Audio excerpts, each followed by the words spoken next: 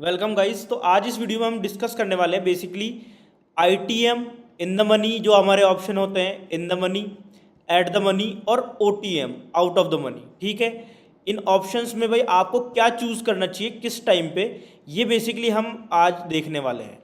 ठीक है, तो अब इसके अंदर बहुत सारे लोगों को डाउट होता है कि भाई साहब इन द मनी तो मैं क्यों लूँ, बहुत महंगा है इन द मनी।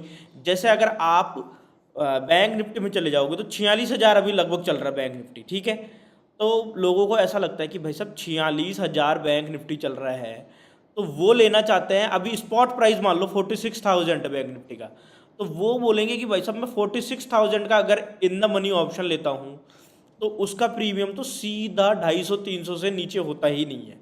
ठीक है, अब 250-300 उसका प्रीमियम होगा तो उनको लगता है कि यार इतना महंगा ऑप्शन मैं क्यों खरीदूं, जबकि मैं अगर खरीदूंगा 46,300 की कॉल तो वो मेरे को 100 रुपये के करीब ही मिल रही है।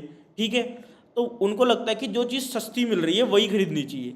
तो हम इंडियंस की बेसिक थिंकिंग होती है कि जो चीज़ सस्ती है वही बेस्ट है, पर ऐसा होता नहीं है।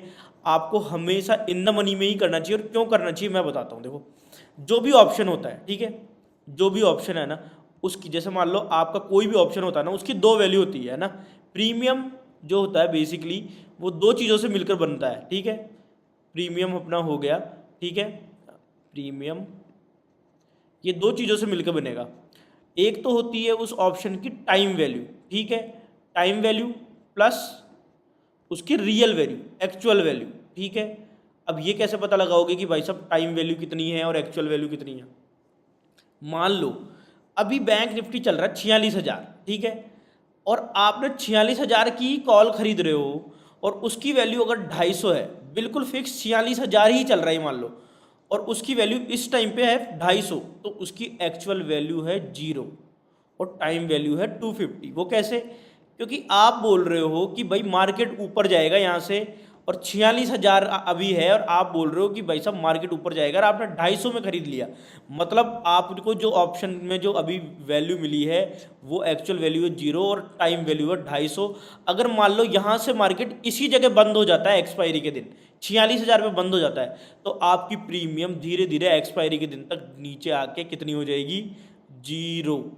ठीक है, तो इसलिए हमेशा आपको क्या करना चाहिए, जब आपको, देखो मैं डे वाइज बताता हूँ कि आप कैसे ले सकते हो इनको, है ना। अगर मान लो फ्राइडे का दिन है, ठीक है, एक्सपायरी का अगले दिन है फ्राइडे, तो आप फ्राइडे को क्या कर सकते हो, आप इन the money, out of the money और एटी एट द मनी, तो आप आउट ऑफ द मनी भी ले सकते हो हल्का, क्योंकि फ्राइडे के दिन क्या होता है, प्रीमियम्स में टाइम का डिके इतना ज़्यादा नहीं होता है क्योंकि एक्सपायरी थोड़ी दूर होती है। ठीक है, तो फ्राइडे को अगर आप लोगे तो टाइम वैल्यू इतनी डिके नहीं होगी, तो फ्राइडे को आप 100 पॉइंट, ठीक है, या फिर 200 पॉइंट मैक्सिमम, 100 से 200 point out of the money option में ट्रेड कर सकते हो आप फ्राइडे के दिन। ठीक है, अब फ्राइडे के बाद में आ गया मान लो मंडे। ठीक है, अब मंडे को क्या होता है, मंडे को आपको आउट ऑफ द मनी में ऑप्शन में ट्रेड करना ही नहीं चाहिए। आपको ट्रेड करना है तो ज़्यादा से ज़्यादा आप 100 रुपये आउट ऑफ द मनी में कर सकते हो। और ये भी किन किन लोगों के लिए है, ये जो मैं बता रहा हूँ, जो 300 पॉइंट का, 400 पॉइंट का इंट्राडे ट्रेड लेते हैं। स्कैल्पिंग वालों के लिए ये चीज़ नहीं एप्लीकेबल है, ये चीज़ आप पहले से समझ लो। स्कैल्पिंग वालों के लिए ये चीज़ नहीं चलेगी। अगर आप इंट्राडे ट्रेडर हो तो आप मंडे के दिन 100 ओटीएम ले सकते हो मैक्सिमम। इससे ज़्यादा अगर आपने ओटीएम ऑप्शन ले लिया तो आपको अब लॉस होने की प्रोबेबिलिटी बहुत ज़्यादा बढ़ जाएगी। अब हम इंडियंस में दिक्कत क्या होती है, हम हमेशा ओटीएम में ट्रेड करना चाहते हैं। ज़्यादातर लोग 60 से 70% लोगों को ऐसा लगता है जो नए मार्केट में आते हैं कि ओटीएम ऑप्शन ले लो, बहुत दूर का 600 पॉइंट दूर का ओटीएम ऑप्शन वो ले लेते हैं, क्योंकि उसकी वैल्यू रहती है बिल्कुल 10 रुपये, 20 रुपये, 30 रुपये। उनको लगता है कि मेरा ऑप्शन डबल हो जाएगा, यहाँ पे मार्केट आ जाएगा। और मार्केट इस तरीके से वर्क करता नहीं है, मार्केट साइडवेज रह जाता है, 300-400 पॉइंट मूव होता है और उनका ओटीएम ऑप्शन 0 हो जाता है। और ज़्यादातर जब मैं लाइव करता हूँ ये सेम डाउट आता है, लोग बहुत दूर दूर का ओटीएम लेके बैठे होते हैं 700-800 पॉइंट का, तो उसमें लॉस होना तय हो जाता है। ठीक है, इंट्राडे कर रहे हो तो मंडे को आप 100 पॉइंट ओटीएम ले सकते हो मैक्सिमम, फ्राइडे के 100 से 200 ले सकते हो। ठीक है, अब उसके अगला दिन आ गया ट्यूसडे। ट्यूसडे के दिन आप एटीएम ले सकते हो, एटीएम ले सकते हो। अगर ट्यूसडे के बाद वाले बाकी दिन, दोनों दिन आपको इन द मनी ही करना चाहिए।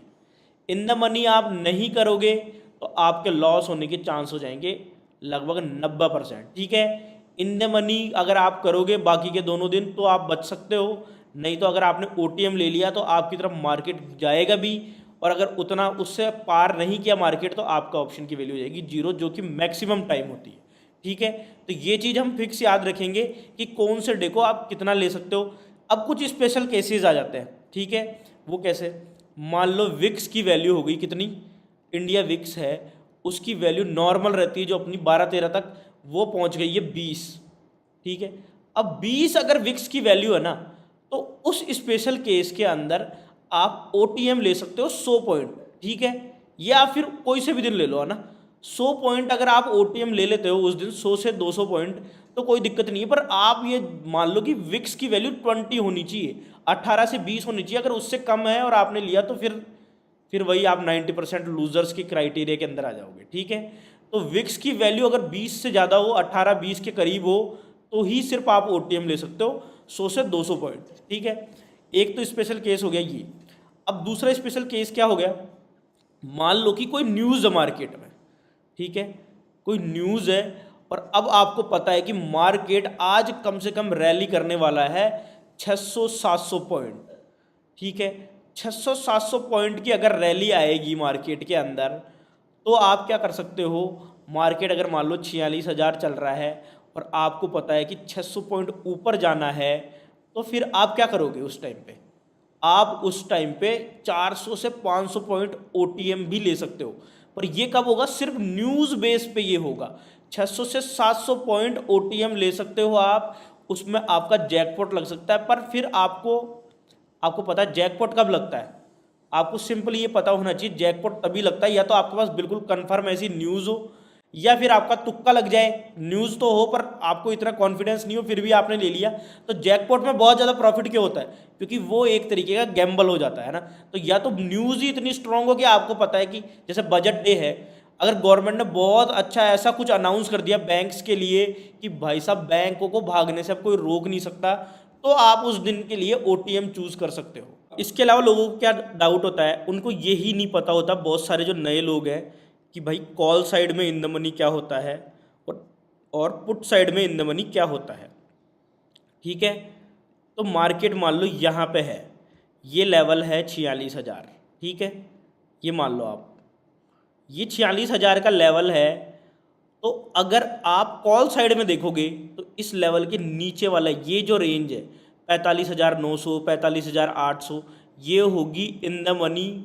ठीक है, ये होगी इन द मनी अपनी। ठीक है, एट द मनी क्या होगी? ये जो है ये हो गई एट द मनी। ठीक है, ये कॉल साइड में मैं बता रहा हूँ, आप अच्छे से समझ लेना, क्योंकि लाइव में बहुत ज़्यादा डाउट आता है ना। और जो इसके ऊपर की ये रेंज हो गई, ये हो गई OTM। ठीक है, 46,100, 46,200। ठीक है, ये तो हो गई कॉल साइड में। ठीक है, ये हो गई कॉल साइड के अंदर ये सारी चीज़ें। ठीक है, अब पुट साइड में क्या होगी? इसका स्क्रीनशॉट ले लो, आप लिख लो, है ना, अगर आपको याद नहीं रहता है, भूल जाते हो तो। पुट साइड में क्या होगी? पुट साइड का मतलब क्या हुआ कि आप अंदाज़ा लगाना चाहते हो कि मार्केट किधर जाएगा। अब मार्केट अभी है 46,000 पे वापस। ठीक है, तो put side in the money क्या होगी?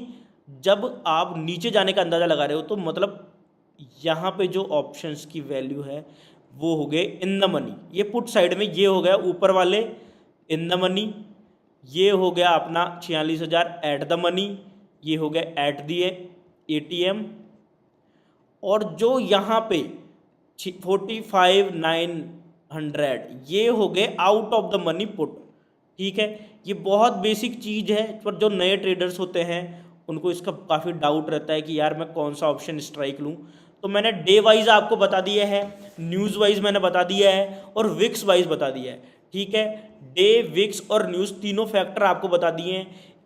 इन the money at the money OTM कितना लेना चाहिए, कब लेना चाहिए, ये मैंने आपको बता दिया है। और जो बिल्कुल बेसिक समझना चाहते थे कॉल और पुट क्या, उसमें क्या इन द मनी होता है, क्या एट द मनी होता है, क्या OTM होता है, वो मैंने आपको बता दिया है। अब भी अगर आपको इस टॉपिक से लेके कोई डाउट रह गए हैं तो आप कमेंट में इसमें मेरे को लिख दो, तो मैं और डिटेल वीडियो, जो डाउट है वो लिख दो, और डिटेल वीडियो बना दूंगा मैं। और आपकी रिक्वेस्ट पे मैंने ये वीडियो बनाया है क्योंकि बहुत ज़्यादा हैवी रिक्वेस्ट आ रही थी इस वाले वीडियो की, तो ये मैंने वीडियो बनाया। तो सारे लोग इसको लाइक कर देंगे, और इस वीडियो का हम लाइक एम रखेंगे, कितना लाइक एम रखेंगे हम इस वीडियो का 2000, ठीक है, 2000 का लाइक एम रखेंगे, और कमेंट एम रखेंगे 2000, ठीक है। तो सारे लोगों को मेरे मिलके मेरी हेल्प करनी है, जैसे मैंने आपकी हेल्प की, और आप लोगों को ये मेरा पूरा टारगेट कंप्लीट कराना है 2000 लाइक और कमेंट वाला। ओके, ठीक है गाइज, फिर मिलते हैं मंडे को लाइव ट्रेडिंग के दौरान।